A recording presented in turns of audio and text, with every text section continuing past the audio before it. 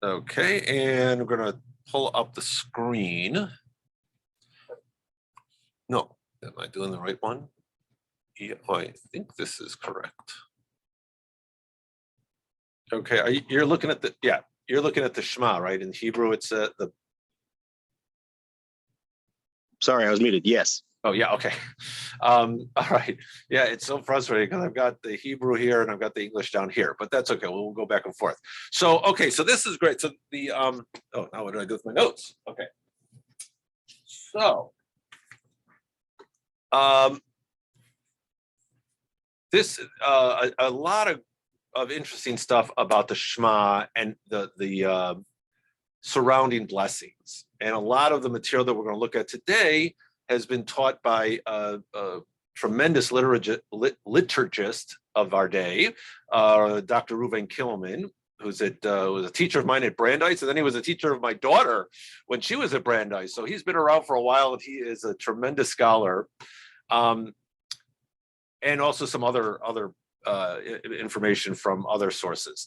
But well, let's begin by saying the morning and the morning service and the evening service both have the Shema. We don't have it in the Mincha service.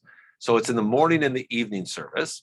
And each of those two services, the morning and the evening, have just two components, basically. They have the Shema and its blessings, which are blessings before and after the Shema, and they have the Amidah. Then, of course, there's concluding blessings, but basically that's the format for the morning and the evening service. The Shema consists of the recitation of three biblical passages.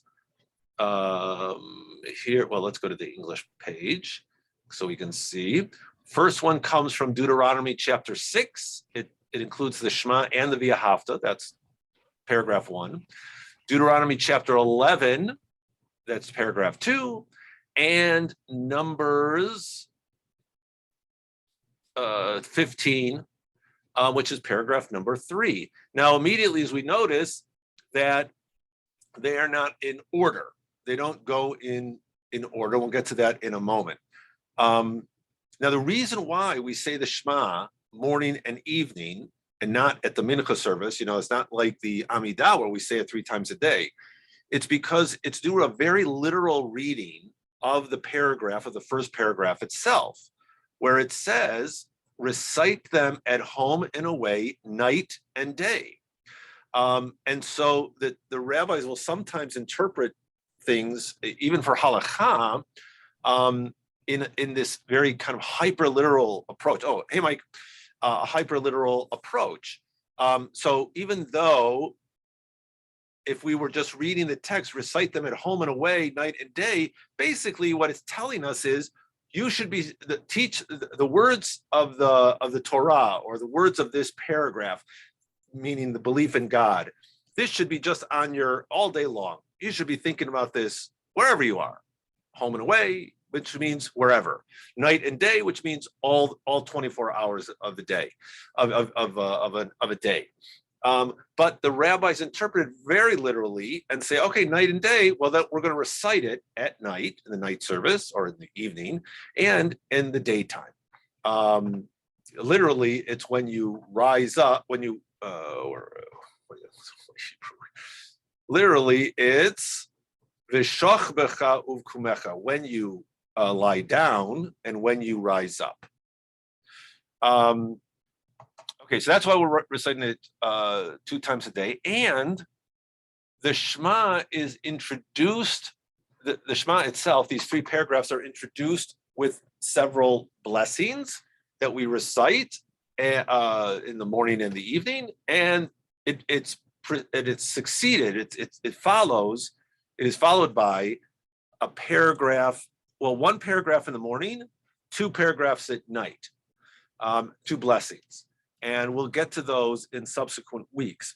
But again, the fact that there are introductions to the Shema, which relate to the Shema, and there are passages after the Shema, which are also connected to the Shema, again, heighten the importance of what's in the center, the Shema itself, and the 3 paragraphs of the Shema. So let's look at that today. Why? And the first question to ask is why is the Shema so key? Why is this such an important passage? Because the paragraphs of the Shema in the Torah really don't have any significant context. That is, if you looked in the Torah itself, and this is a pretty good representation in the Hebrew right here from the text of the Siddur, of the Sim Shalom prayer, you see the Aleph is bigger, the Dalet is bigger. You would notice that in the text itself, those letters are large, so they kind of stand out. The verse stands out. But in context, there are other passages that might be more significant.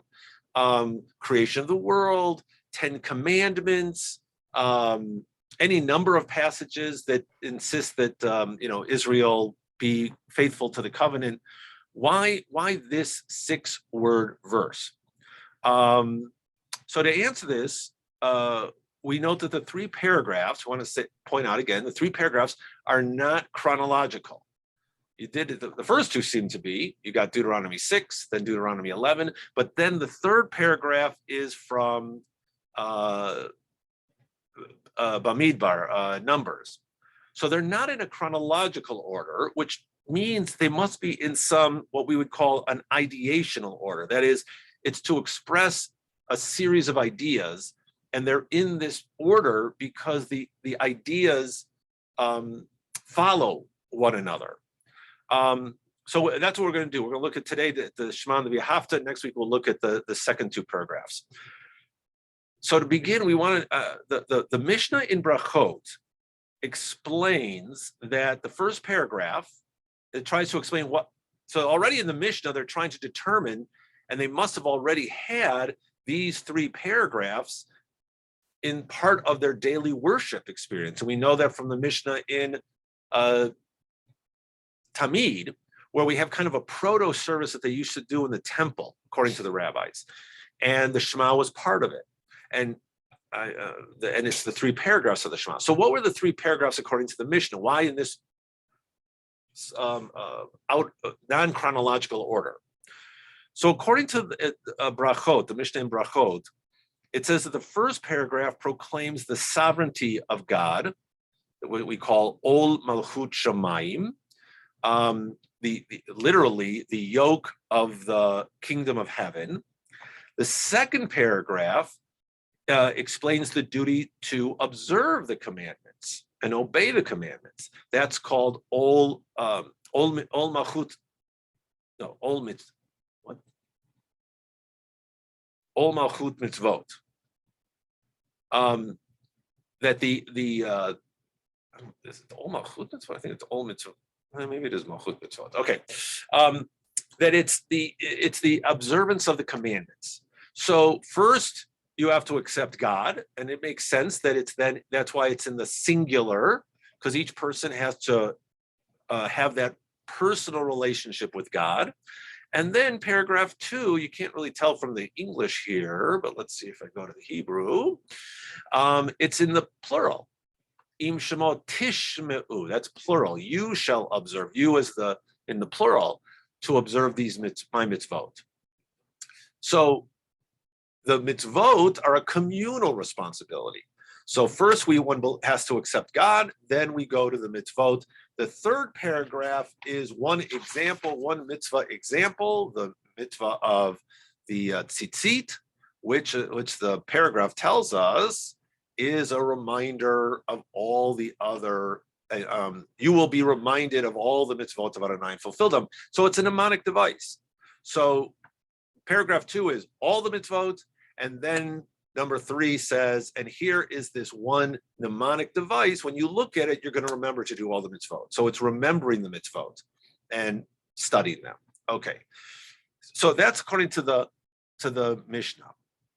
And since the Siddur, as it's created, and this is one of the reasons why I called this class the architecture of the Siddur, because it's been put together in a specific way so that a Jew who's praying every day or on a regular basis is constantly reminded of these, of the basic theology, at least of of rabbinic Judaism that it was teaching, but it's a daily handbook of theology for the Jewish people, and thus emphasizes by reading it twice a day these key principles of the Jewish faith come forward.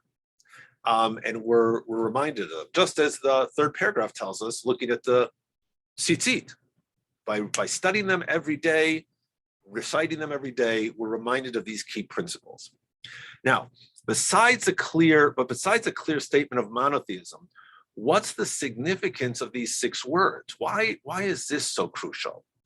Why did the rabbis say that, of all the verses, this 6-word verse, Shema Yisrael, Adonai Eloheinu, Adonai Echad, why was that the passage they were going to create the first part of the worship experience around?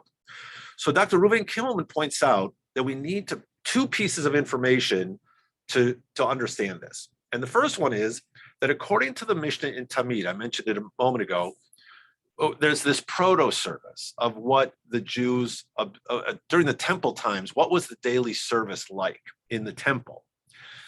And it's and why I call it a proto-service, because there are pieces of it that we retain, but it's not exactly like what we have today. So for example, one key difference is the 10 commandments were recited on a daily basis according to the Mishnah in the temple. And the 10 commandments were recited right before the Shema. And we also have a document, very interesting, these ancient documents that they found really are important in us understanding what it was like to live as a Jew thousands of years ago. So besides, we're all familiar with the Dead Sea Scrolls, but about it must have been around the same time as the Geniza was found. Anyway, the beginning of the 1900s, a document, a papyrus was found, what they called the Nash papyrus, because I think Nash was the guy who found it. And it's just a strip. It's a strip of papyrus found in Egypt that has on it a version of the 10 commandments. It's not exactly the 10 commandments in Exodus, not exactly the 10 commandments in Deuteronomy. It's kind of a mashup of those 2 passages. And then it's followed by the Shema. So once again, we have some evidence that in ancient times, the worship service included the 10 commandments and the Shema would follow it. Now, also, we have several rabbinic texts.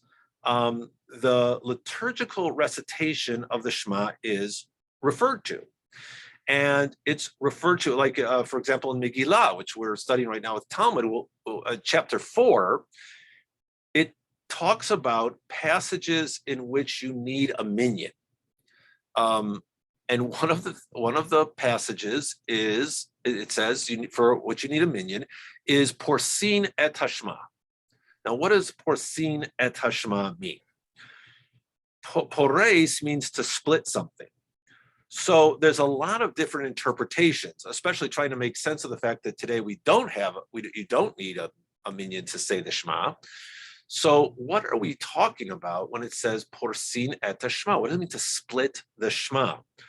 So Dr. Kimmelman's understanding of pores here is that, and he goes back to another midrash, which asks how the Song of the Sea should be recited. In an early midrash, on the book of Exodus, it states that the 10 commandments were recited in choral fashion at the sea. And the question is, well, what does that mean? Like, how do they do it in choral fashion?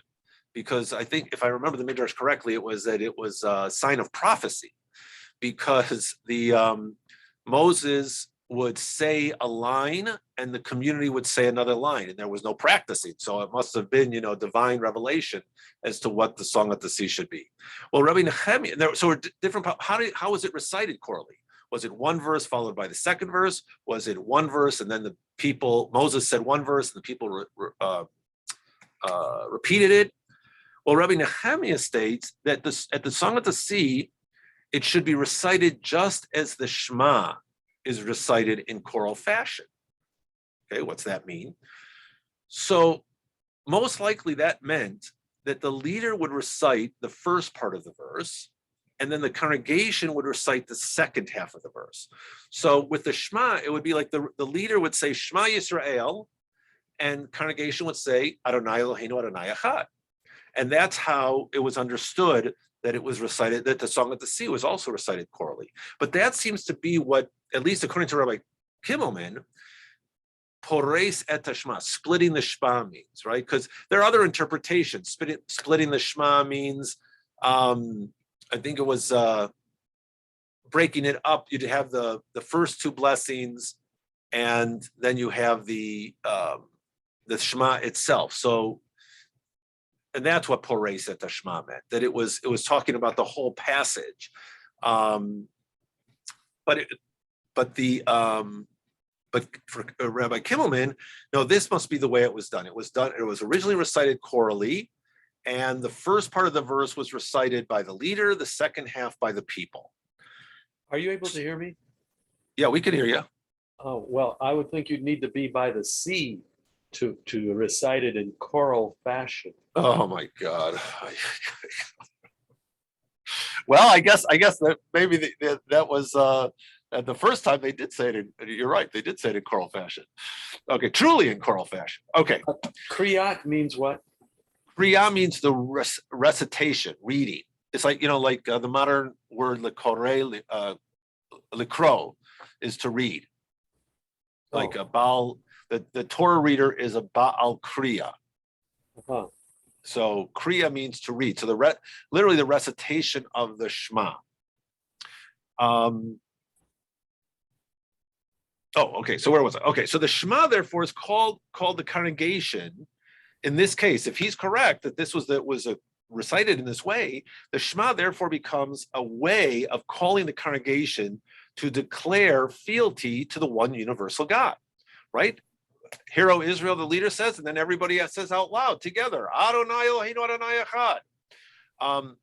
So that, and the 10 Commandments in the service were essentially a way to recall the moment of revelation, right? In the moment of revelation, there's different interpretations, but the traditional view is that the moment of revelation, God shares the entire Torah with Moses, but at the moment when the entire people are there experiencing revelation, God. In fact, one possibility is that God only recites the first two commandments to the people, right? Because the first two of the 10 commandments are in first person. Anochi Adonai Elohecha, I am the Lord your God. After commandment number 3 through 10 is in third person. And there's a midrash that says, the people freaked out after they heard the first two verses because it was so overwhelming, this experience. And so, a spiritual high, but also terrifying, that they ran away and they said to Moses, you listen to the rest. We'll get the report from you. And but the point is that the moment of revelation and what we have as the 10 Commandments is this connection, this covenant created through the relationship of God and the entire people. It's not Moses bringing the news down. It's not, Jesus getting the word and then bringing it, or Muhammad writing down the Quran and then sharing it. It's the entire Jewish people hear it at that moment and accept God, accept fealty to this God. So, and when they do, we know from the text itself, what do they say when they hear this? Na'aseh v'nishma, we will do and we will obey. So originally, after the recitation of the 10 Commandments, in this proto service, for example, if you had the 10 Commandments in the service, then right afterwards you have the Shema. Basically, what you're doing is the Shema is the congregational response, in a way, to that opening of the revelation. Anochi Adonai Elohecha, I'm the Lord your God, and then the people are responding in the Shema, Adonai Eloheinu Adonai Echad. You are our God. So according to, so it confirms, saying the Shema after the 10 Commandments confirms the Jewish person's affinity to God. In rabbinic sources, the 10 Commandments were told that eventually the 10 Commandments, though, were removed from the service. Why? The Mishnah tells us it was because of the meaning, heretics, or maybe a better word is heretical groups. That is, people who were, maybe had been part of the Jewish people, but had broken off. They had came up with a new ideology, a new theology. So most people assume that when they talk about the meaning in the rabbinic sources, they're talking about the followers of Jesus. Maybe, well, even by the time of the Mishnah, they were certainly Christianity had been developed, and you had Christian people. But at the very beginning, many of the Christians, or people who called themselves Christians, were actually people who were committed to Judaism, but they believed that Jesus was the Messiah. It's, Paul is the guy who takes the idea of Jesus as God and the Messiah to the Gentile world, to the pagan world. So it's not really clear who these meaning were, but it could have been the Christians, because they would have been arguing that that all the mitzvot aren't necessary. It's just the big ones, just the 10 C's, the 10 commandments. Those are the ones you have to follow. And so according to the Mishnah, the rabbis removed that because they didn't want the idea of the Mishnah. They didn't want the idea of all the mitzvot to be reduced to the 10. Now, according to Dr. Kimmelman, he says, that may have been the official explanation, but it seems like a pretty weak reason to remove this very important passage from the literature. It's like, what the hell do you care if these heretics believe that? If it's really important in your theology, you keep it in there. Rather, he says that the most likely reason it fell out of use was that in the end, it was realized it wasn't necessary. That ideationally, it wasn't necessary because the Shema itself did a better job of presenting the ideas that the rabbis were trying to get across than the 10 commandments, the 3 paragraphs of the Shema. For example, the Shema emphasizes doing all the mitzvot. So the 10 commandments seems to emphasize only a few. The Shema is saying, no, do all of these words, follow all of these words, meaning all of the mitzvot, all the Torah. Number 2, it's better because it focuses on love. It broadens the idea of our connection to God through the idea of love, as opposed to vassal and king and vassal, which is where much of these ideas came from, where the Jews, the idea of the covenant comes from this ancient political relationship where the king demanded the fealty of his the other states, and sometimes the language was used there was love, like you had to love the sovereign. Well, here it's same language, but the focus again on the language of love better than on the 10 Commandments doesn't mention love at all. 3, the 10 Commandments was understood as well as all of these covenantal experiences, the Shema as well, were seen as coronation ceremonies. So by the people accepting the 10 Commandments, they were in a sense making God their sovereign. Shema does the same thing. So you don't really need the 10 Commandments. You've got the Shema. The Shema, as we just said, people are saying, Adonai Eloheinu Adonai Echad. We're accepting the sovereignty of the divine. And finally, the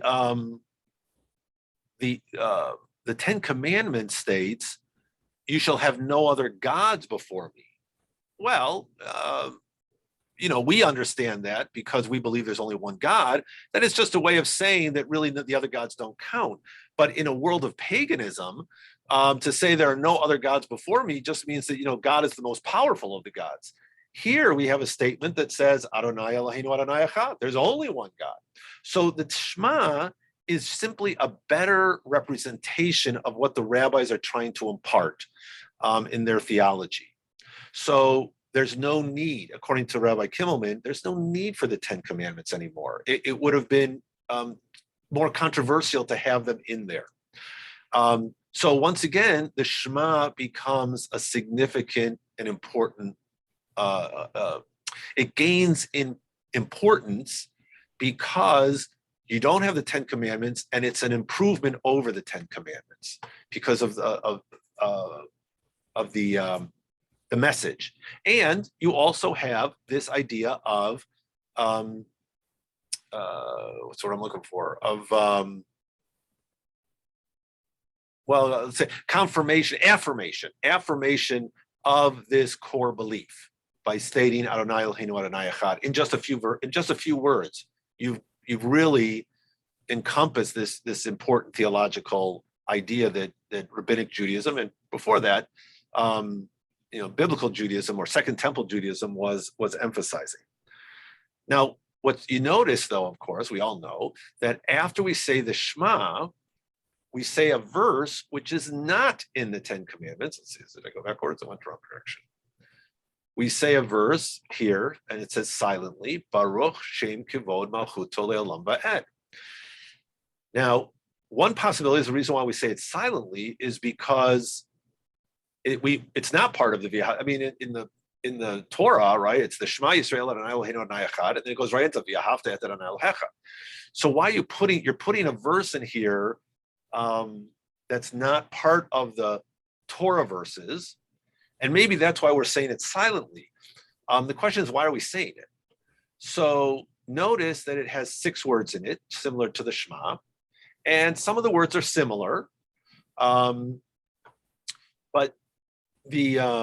but what's interesting about this verse is it doesn't appear in Scripture. It is a constructed verse. That is the verse. There is a verse in chapter 72 of the book of Psalms. It closes I think it's the 3rd book of Psalms, that says, and we recite it in the version of it in the at the end of the recitation of Psalm 150 in the Psukei de Zimra. The verse goes, Baruch Shem Kivodo Leolam. What did the rabbis do in creating the Sidur and the structure of the liturgy? They added 2 words. So Leolam Va'ed is a very common phrase. So Leolam Va'ed, it kind of means the same thing. But the key word they added here was Malchuto. Malchuto means his sovereignty. It's very hard to translate this verse literally now that the word Malchuto is stuck in here. Let's see, how did they do it? I think it's praise be God's glorious sovereignty for all time, throughout all time. But that's not really, it's a little bit of a stretch, the translation, because Baruch is praised, Shem is name, Kavod, honor, glory, Malchuto, sovereignty. But how do you put them together? Shem Kavod, in the original, in the passage in Psalms, it's praise be the glorious name. But where does Malchuto fit in? The glorious sovereign name? And it's Malchuto, his sovereign glorious name. It's a little bit hard to translate, but they've added, it's very clear they wanted the word Malchut in there because they want to emphasize that this passage we are emphasizing, we are affirming God is our sovereign. God is Lord over all.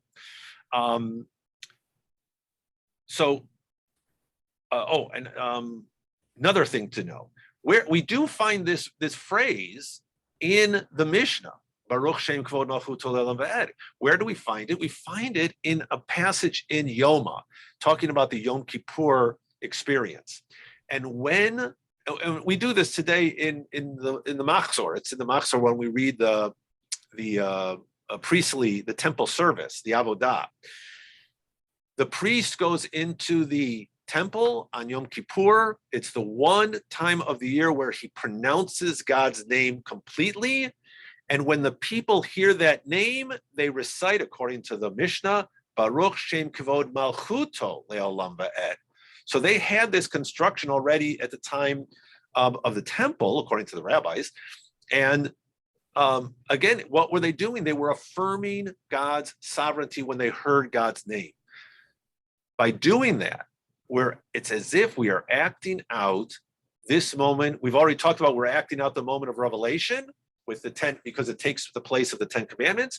We're acting out the moment when the priest recited God's name as it's supposed to be recited. We use a euphemism today, but at that time, the priest pronounced the holy name the way it's supposed to be pronounced, and the people recited Baruch Shem Kavod Malchut Lamed. So therefore, in a sense, symbolically, the Shema has taken the place of recitation of God's name and affirming God's rule. So that's and the other thing we should mention, because I keep saying 6 words. So you have here and also by creating this, you've created a parallel to this, to the Shema. The Baruch Shem Kavod is a parallel in a way, because you have the concept of Malchut. You have the Shem Kavod, that's Adonai. You have, again, the notion of Malchut. I know it is. Also, notice that it's very similar to the bracha formula. The bracha formula is Baruch Atah Adonai Eloheinu Melech HaOlam. So the Baruch is the beginning is the same. Let's see if I can find a Baruch here, so you can just see how they pass. Oh, here's Baruch. No, that's not good enough. All right, we'll do it in our heads. So the bracha formula is Baruch Atah. Here it's Shema Yisrael. So Baruch Atah is the response, we saying it to God.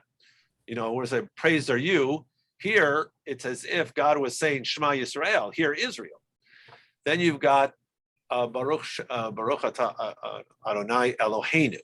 Well, we have Adonai Eloheinu in the Shema and Adonai Eloheinu in the bracha formula. And then Baruch Atah Adonai Eloheinu Melech HaOlam. Here you have the word Malchuto Le'olam. So you have in a bracha, you have the similarity of the word Malchut, sovereignty, and Le'olam, which means eternal, infinite. It can either mean infinite in time or infinite in space. And let's see what Baruch Atah Adonai Baruch Atah Adonai Eloheinu. Adonai Eloheinu is our God. Melech HaOlam. Melech HaOlam is similar to Adonai Echad. So the bracha formula is similar to the Shema in that way, also has 6 words in it. And the Baruch Shem Kavod kind of represents the Baruch Atah formula. And so in some ways, now Rabbi Kimmelman didn't say this in his material, but I'm wondering if it's implied there that in a sense, people always ask, why, if the Shema is a mitzvah, why don't we say a bracha before the Shema? Well, because in some ways the Shema and Baruch Shem are the bracha. They're the same concept as the bracha formula. So you don't really need to say a bracha before the Shema, because the Shema has the same concepts in it. And the Baruch Shem Kavod Malchut Le'olam V'ed, because it's related in many ways to the bracha formula, it's as if we are saying a bracha after it. So that's the connection between the 6 words of the Shema, the 6 words of Baruch Shem Kavod, and the 6 words of a bracha formulary. All right, with the last 10 minutes here, I want to talk about the V'ahavta. And I think the addition of shame in there seems to be a shame. I mean, it just, when I try to get the sense of that word and how it fits, it's certainly difficult. Wait, what's I don't understand because it should say like the God's name or something as opposed to shame. Well, I mean, when you tried to translate, or when they translated, they essentially left it out. Let's see. Wait, where am I going the wrong direction? Blessed. Oh, you're right. They did leave it out. Yeah.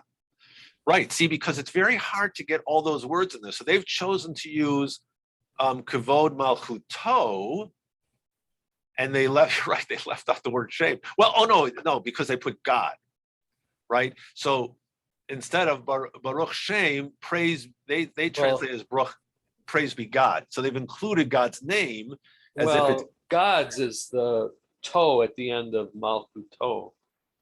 Right, that's true too. But you see that it's a difficult translation because it doesn't, and then the translator, you've picked it out. The translator is having trouble. How do I translate this accurately? So the translator here is going for the idea. But yes, the word shame here is, but it, I think the construction is a little bit constrained by the fact it's quoting a verse from Psalms and then adding to it. So instead of changing the verse by throwing in like Baruch Adonai Kavod Malchuto or something like that, or Baruch, whatever, Baruch Elohim, or they've kept the construction of the verse and simply added Malchuto because again they want the emphasis on Melech, and they added Va'ed because they probably, and this is probably where Rabbi Kilman is correct, they wanted a 6-verse parallel to the Shema and to the Baruch formula, the Bracha formulary. So that's probably why they kept the word shame in there. If a person's name in some way is his essence or represents his essence, then maybe if you think of praised as the essence of Right. the glory of his sovereignty forever and ever. It's just pretty awkward. Yes, it is no question. It's an awkward construction. Let's get to the V'ahavta here. And how does this fit in? Or what's the meaning of the paragraph? So Maimonides, in his interpretation, felt that the hero Israel, the Lord God, the Lord is one, expressed the duty, the mitzvah of acknowledging the unity of God. And then he saw the next couple of verses in the paragraph as responding to it, that the duty of loving God totally. So you love God with all your heart, your soul, your might, and you're supposed to keep them on your heart all the time. Then the second half of the paragraph is the commitment to the mitzvah of studying God's words, right? It says, teach them diligently, to your children. You're supposed to recite them. Vishinantam is to learn, or in this case, to teach. It's like, in a sense, it's a parallel to Lil Maid, but it's even more intense than Lil Mod or Lil Maid. So you teach them to your children, you speak of them, you recite them all the time, and you place them on your arm and between your eyes, that's tefillin, and you write them on the doorposts of your house, because, and remember, the tefillin and the mezuzot have these words in them. So according to Maimonides, this second half is the mitzvah of Torah study, constant study. All right. Now, what I think is really interesting is Rabbi Kilman's interpretation, in which he says he sees this whole paragraph, verse 6 through 9, as an integrated literary unit. So the threefold demand to love God, right? All your heart, all your soul, all your might, but let's use the Hebrew terms here, levavcha, nafshecha, modecha.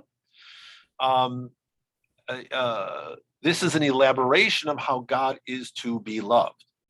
So in this reading, the first demand to love God with all your lave corresponds to the next verse. The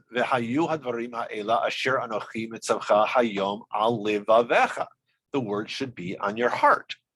The word, we've talked about this at Minyan, we noticed that the word lave can refer to the heart, but it also can be understood as mind. That's how it's usually translated in some of the new JPS translation.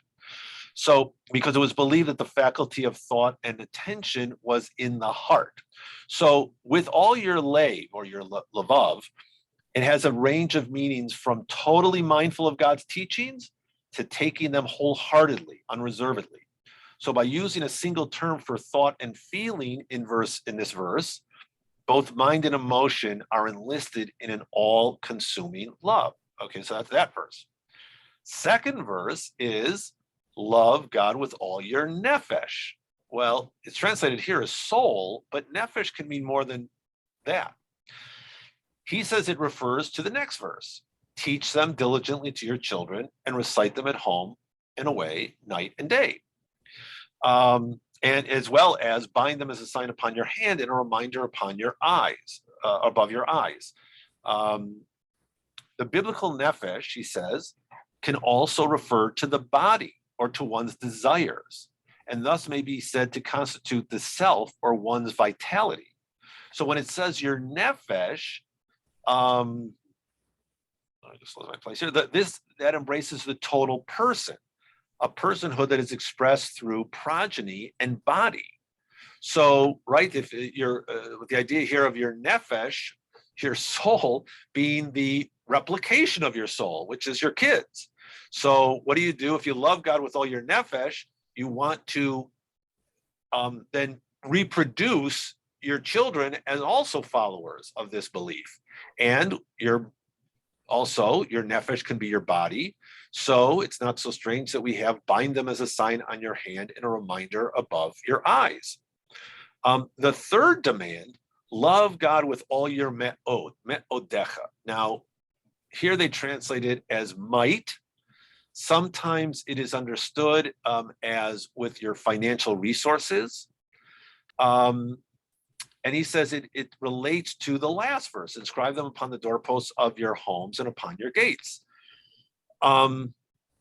Traditionally, me'od refers to means or might. Now, neither tradition, he says, has a biblical philological support. That is, nowhere else do we find in the Torah or Bible the word me'od meaning financial resources. That's just what it's understood. That's the tradition, or might. And so he says, with all your me'od, he understands it as with all your all, with your all, or he translates it another way. Usually me'od in Hebrew means very, like it emphasizes something. Tov me'od, very good. So it's an emphasis word. So he says with your allness, which means which he understands as, or how it can be understood as financial resources or physical resources. So if it means your financial resources, then it could be the main possession you have is your house and your the gates around your house. As might, he says, it links up with the tefillin of verse 8 because tefillin is on your arm, and that's the sign of strength. Although he says this link could shift verse 8 from the second category of nephesh to the third, that the double valence of me'od keeps it in both. So therefore, he's saying, or his understanding, Dr. Killen's understanding is the first verse is the rubric. That's that's the headline. You shall love the Lord with all your lave, your nephesh, and your me'od. And then the rest of the paragraph is an explanation. What does that mean? Well, your lave means with your it says you shall take to heart. You shall put it upon your heart. You shall think about it. You shall connect it to yourself. Take it to heart. You keep it on within yourself. This is the meaning of these words. So that's an inner. That's the inside, internal. Next word, nephesh, is expanding beyond yourself. Your children, your whole personhood. Next verse relates to your me'od, either means or your might. You put it on your hand, the sign of your strength, or it could also relate to your personhood. And then inscribe them on the doorposts of your homes and gates, that which you own. The things which you own, those are also going to be an expression of this love of God. So that's the connection of how the V'ahavta is, again, as he calls it, an integrated literary unit, and it connects with the first verse, as Maimonides said, because the first verse is the key mitzvah, and then the whole paragraph of the V'ahavta is how you express that love of God. So that's our first paragraph in the Shema. And we'll pick up the second and the third paragraph next week. And then weeks 3 and 4, we're going to look at the blessings before and afterward, because the key of this first part of the service is that it's all connected to each other. They're not just happenstance that, oh, blessing about creation is a good idea, blessing about Torah is a good idea because these are important things or important aspects of God, but they're all connected to each other. And in many ways, they're all connected to this 3-paragraph Shema unit. All right, we're going to stop here. Let me stop the share. We're going to stop here, and we are going to stop the